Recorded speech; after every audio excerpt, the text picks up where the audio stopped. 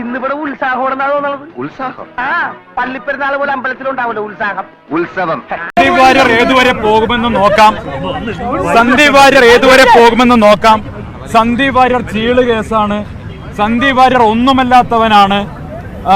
ഒരു സന്ദീപ് പോയാൽ 100 സന്ദീപ് വരും. ഇതൊക്കെയാണല്ലോ പറഞ്ഞിരുന്നത്. ഞാൻ പറഞ്ഞല്ലോ സന്ദീപ് വാര്യർ ഒന്നുമല്ലാത്തവനാണ്. സന്ദീപ് വാര്യർ ചീള് കേസാണ്. ഒരു സന്ദീപ് പോയാൽ 100 സന്ദീപ് വരും. മനസ്സിലായല്ലോ?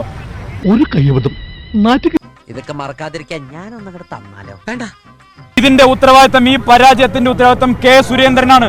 അങ്ങനെ പറയരുത് ഫ്രണ്ട്സ്. ഇവൻ ആത്മഹത്യാനായിട്ട് വിഷമം വാങ്ങിച്ചോണ്ട് നടക്കും. സുരേന്ദ്രൻ രാജിവെക്കാതെ, സുരേന്ദ്രൻ പുറത്തു പോകാതെ ബി.ജെ.പി. എന്ന രാഷ്ട്രീയ പ്രസ്ഥാനം കേരളത്തിൽ രക്ഷപ്പെടാൻ പോകുന്നില്ല. പക്ഷെ ഞാൻ ആഗ്രഹിക്കുന്നു, ഞാനൊരു നല്ല കാര്യം ചേരാൻ വന്നിരിക്കുന്നു. നാടുവിടാൻ പോവാ. ഞാൻ എന്താ സംശയം? പാൽ സൊസൈറ്റിയിൽ ഇലക്ഷൻ നടന്ന കൃഷ്ണകുമാർ, പഞ്ചായത്തിൽ ഇലക്ഷൻ നടന്ന കൃഷ്ണകുമാർ, മുനിസിപ്പാലിറ്റി ഇലക്ഷൻ നടന്ന കൃഷ്ണകുമാർ, പാർലമെന്റ് ഇലക്ഷൻ നടന്ന കൃഷ്ണകുമാർ, നിയമസഭ ഇലക്ഷൻ നടന്ന കൃഷ്ണകുമാർ. എന്നൊരു വരി ഊതരുത്. ഇവനൊക്കെ ജനിച്ചതിന് ഇതിനു വേണ്ടിയാണെന്ന് തോന്നുന്നു. കൃഷ്ണകുമാറും ഭാര്യയും മാത്രമാണ് പാലക്കാട്ടെ ബി.ജെ.പി. എന്ന് എഴുതി കൊടുത്ത ഈ ബി.ജെ.പിയുടെ നേതൃത്വം തന്നെയാണ് ഈ പരാജയത്തിന് ഉത്തരവാദികൾ.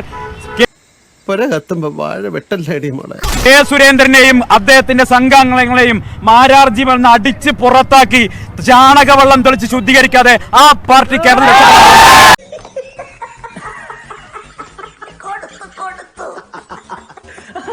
സാധാരണക്കാരനായ ഒരു മനുഷ്യനാണ്. സാധാരണ പ്രവർത്തകർക്കൊപ്പം പ്രവർത്തിക്കുന്ന ഒരു പ്രാദേശിക നേതാവ് മാത്രമാണ് ഞാൻ. സുരേന്ദ്രൻ ബഹിരാകാശത്തുള്ള നേതാവാണ്. നീ എന്റെ മാനം കളയരുത്. നിനക്ക് എന്ത് വേണേലും ഞാൻ തരാം. എന്ത്